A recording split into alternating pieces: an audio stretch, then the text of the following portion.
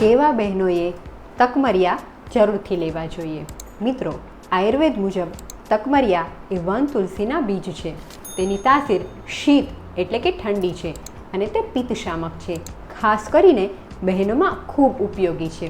કેવા બહેનોમાં? તો નંબર 1, જે બહેનોને માસિક વધારે આવતું હોય.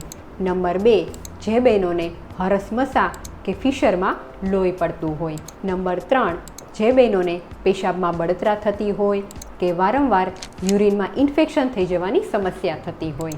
નંબર 4, જે બહેનોને મોઢામાં વારંવાર ચાંદા પડતા હોય. અને નંબર 5, મેનોપોઝમાં હોટ ફ્લેશિસની સમસ્યા થતી હોય.